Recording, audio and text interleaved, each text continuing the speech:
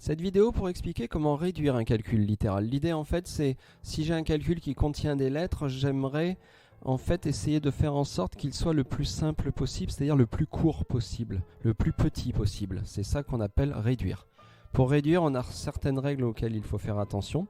Première règle déjà très simple, il est toujours autorisé de multiplier.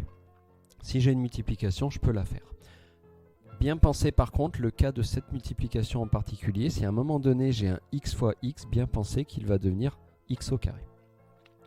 Là où il faut faire attention, c'est pour les additions et soustractions. Là par contre, additionner, soustraire, je n'ai pas toujours le droit.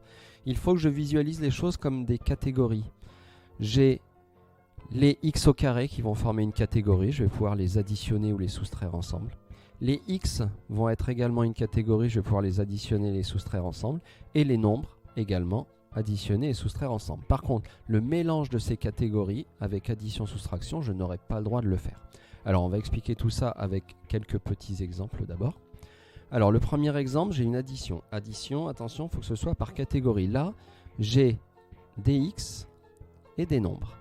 Là, ce sont deux catégories différentes. Eh bien, je ne peux pas réduire, c'est-à-dire que j'obtiens rien d'autre que ce calcul. C'est-à-dire qu'il est déjà réduit. Je ne peux pas calculer 6x avec 10 parce que c'est une addition et que là, ce sont des catégories différentes. Deuxième calcul, là, on me demande d'additionner des x avec des x. Ah, là, c'est la même catégorie. Alors, il suffit de se dire qu'on va obtenir la catégorie des x. Donc ça ne change pas. Et il suffit juste que je me dise, j'en ai combien des x? J'en ai 5 plus 8. Ça m'en fait en tout 13. Là, j'ai réussi à réduire, mon calcul est plus petit. Et j'ai pu additionner parce que les deux termes étaient de la même catégorie. Calcul suivant, alors multiplication, attention, ne pas se dire tiens j'ai des x et des nombres, j'ai pas le droit de les calculer ensemble. Faux, ça c'est pour addition-soustraction. Je vous rappelle la première règle, il est toujours autorisé de multiplier. Là je vais vraiment pouvoir faire cette multiplication. Alors comment la faire? Je vais m'occuper des nombres. 6 fois 10 en me disant que ça vaut 60 et ensuite je vais remettre ce x. Donc le résultat, 60x. Calcul suivant, de nouveau une multiplication. De nouveau, je vais pouvoir la calculer. Alors attention de ne pas se dire comme au-dessus, tiens, j'ai la catégorie des x, ça me donne des x. Non, là c'était pour l'addition. Là, une multiplication, ça va être différent. Je vais visualiser les choses en me disant tout d'abord, je vais multiplier 5 fois 8, qui me fait 40. Et là, pour le reste, je dois faire x fois x. Et là, on retombe sur ce calcul-là. Lorsque je vois un x fois x, ça vaut x au carré. Et bien là, j'ai un x fois x. Je vais donc obtenir x au carré. Voilà. Donc, ajouter des x ensemble, ça me donne des x. Par contre, multiplier, ça va me donner des x au carré parce que la partie x fois x va donner x au carré. Calcul suivant. Là, j'ai une soustraction. Attention, je pense aux catégories. Est-ce que mes termes sont de la même catégorie? Oui, j'ai la catégorie des x au carré et la catégorie des x au carré. Je peux les calculer ensemble. Ça me donnera des x au carré. Et ça va m'en donner combien? Je regarde les nombres devant. J'en ai 14 moins 10. Ça m'en fait donc 4.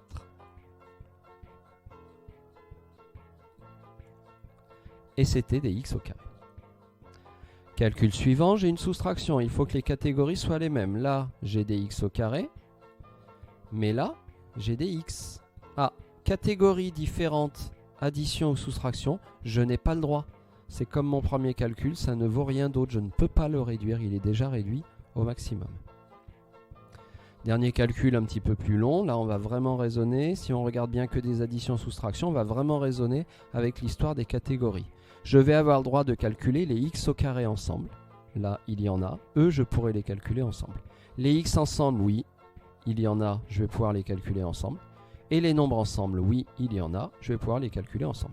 Donc, lorsqu'il n'y a que addition-soustraction, bien penser aux catégories. Alors, les x au carré.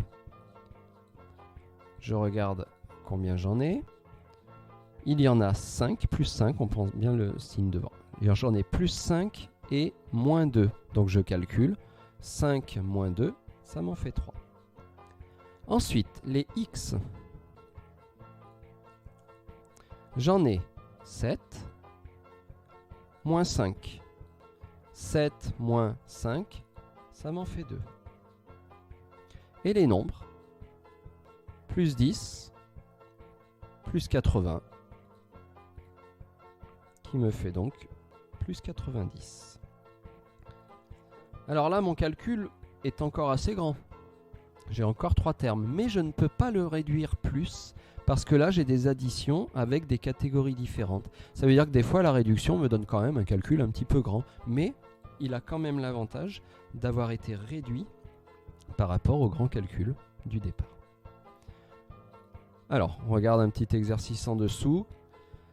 Donc la consigne me demande bien de réduire ce calcul littéral. Alors là, on pourrait se dire, tiens, il ressemble au dernier que l'on a fait, sauf que le dernier qu'on a fait n'avait que des additions-soustractions. Là, si je regarde précisément, il y a aussi des multiplications. Et bien là, il faut se rappeler la règle de priorité des opérations. Lorsqu'il y a des multiplications et qu'il n'y a pas de parenthèse, les multiplications sont prioritaires. Je vais donc d'abord calculer ces 2 multiplications. Et c'est seulement après que je m'occuperai des catégories. C'est-à-dire que les catégories, on ne s'en occupe que lorsqu'on est dans le cas au-dessus, c'est-à-dire que des additions-soustractions. Si par contre il y a des multiplications, il faut penser qu'elles sont prioritaires. Alors je recopie déjà le reste, qui n'est pas prioritaire, ça je ne le change pas.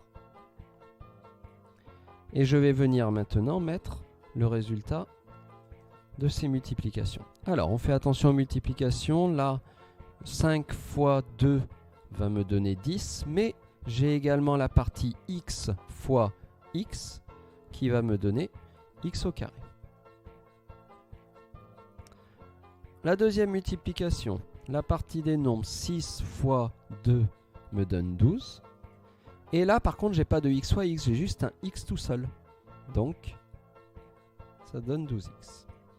Maintenant sur cette nouvelle ligne je n'ai que des additions-soustractions. Là je m'occupe des catégories. Alors on a dit les x au carré ensemble. J'en ai, ils sont là. J'en ai 10, moins, et là j'ai pas de nombre. Alors quand j'ai pas de nombre, c'est qu'il y a en fait une fois. Donc en fait j'en ai 10 moins 1, j'en ai donc 9. Et là c'était la catégorie des x au carré. Ensuite, la catégorie des x, j'en ai 18 ici, moins 12. Donc si j'en ai 18 moins 12, j'en ai 6. Et là c'est la catégorie des x. Enfin, la catégorie des nombres. Alors la catégorie des nombres, là je n'ai que ce terme, plus 5. C'est tout. Donc j'ai juste à le recopier. Et là encore, j'ai fini de réduire parce que là j'ai 3 catégories différentes que je n'ai pas le droit d'additionner ou de soustraire ensemble. Mais mon calcul a quand même été réduit par rapport au calcul du départ.